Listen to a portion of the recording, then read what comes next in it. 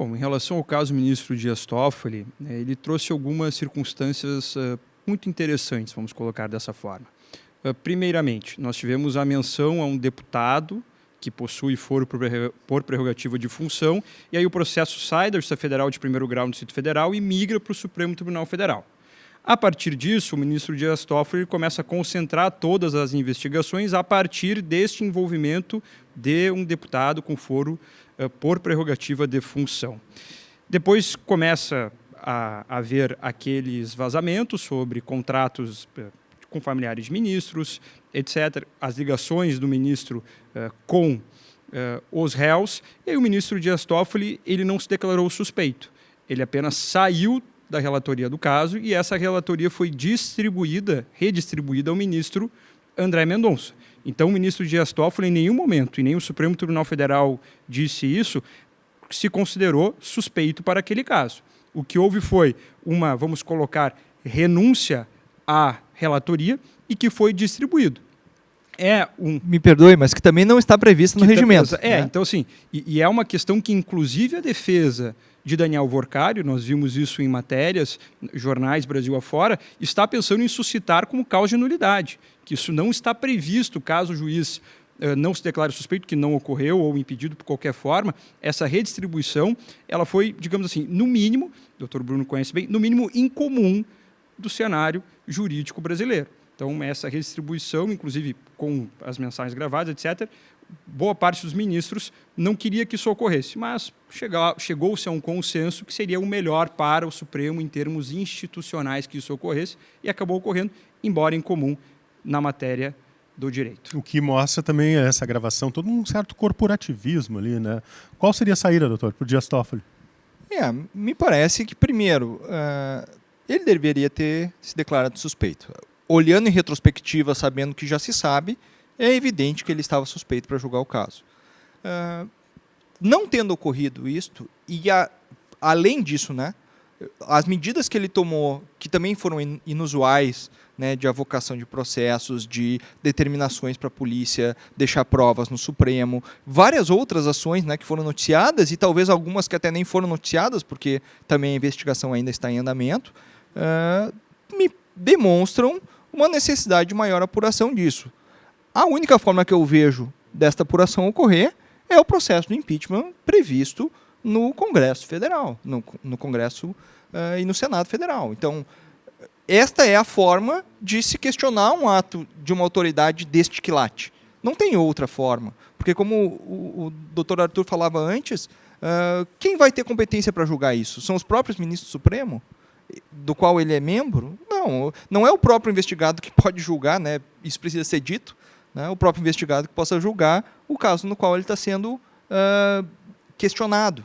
Então, me parece que o único caso, a única forma de solucionar esta celeuma é o trâmite de um processo de impeachment, seja pelo impeachment, seja por não impeachá-lo, né? O processo do impeachment é público justamente para que os fatos se coloquem claramente para a opinião pública, assim que deveria ser numa democracia.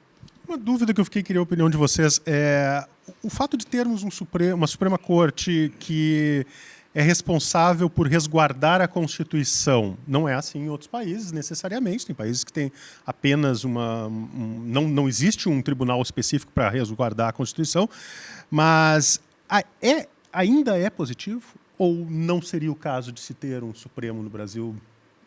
Poderíamos imaginar isso, teoricamente?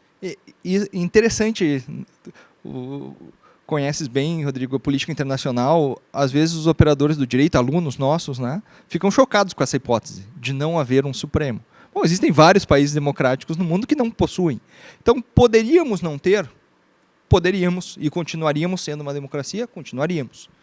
Então, mas a tradição jurídico-política brasileira demonstra o contrário. Até a tradição ocidental, né, na qual nós estamos inseridos aqui, da América como um todo, costuma ter este órgão, né? Então, eu não vejo dificuldades em ter o órgão que faz essa proteção da Constituição. O que eu vejo dificuldades é este órgão ter uma competência gigantesca, como tem e tem se ampliado cada vez mais no Brasil, com ações penais, com avocação de competência, com decisões, né, de súmulas vinculantes, com, enfim, os inúmeros mecanismos que tem o Supremo hoje de decidir muitos aspectos da vida cotidiana do Brasil. O que deveria acontecer é uma diminuição da competência do Supremo apenas para questões constitucionais controversas e de alta relevância pública.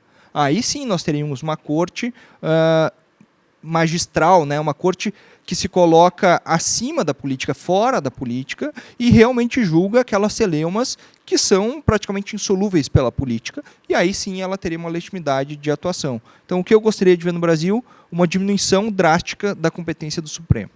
Doutor Arthur, sobre essa necessidade de existir um Supremo.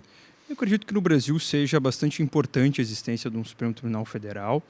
Acredito que as competências do STF nos dias atuais, inclusive os próprios ministros manifestam isso em palestras, em artigos, eles falam que a competência do Supremo está muito gigantesca, inclusive até mencionaram, um ministro falou em certa época que até roubo de galinha chega o ministro do Supremo Tribunal Federal para decidir. Não é um papel de uma corte constitucional. Agora, outros ministros também falam algo que eu acho bastante interessante. Nós temos uma Constituição, e nós falávamos anteriormente da Constituição dos Estados Unidos da América, nós temos uma Constituição no Brasil analítica, que trata sobre vários pontos.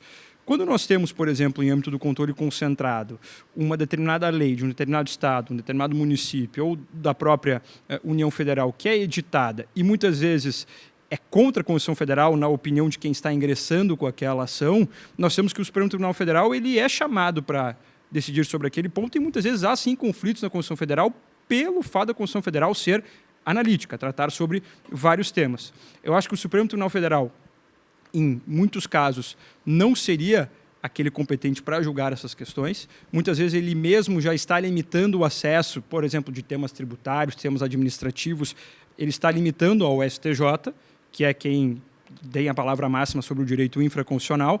Então, nós temos essas possibilidades. Resumindo, o Supremo Tribunal Federal no Brasil, eu acredito que seja importante a sua manutenção e, mais ainda, o seu constante aprimoramento e uma redução da sua competência, inclusive que os próprios ministros estão manifestando. Que decisões daqui a pouco, né, como a gente falou do roubo da galinha, não cheguem ao Supremo e que o Supremo possa se tornar uma corte que norteia as demais decisões dos juízes Brasil afora, sem que tenha que ingressar em casos concretos que não são de sua competência.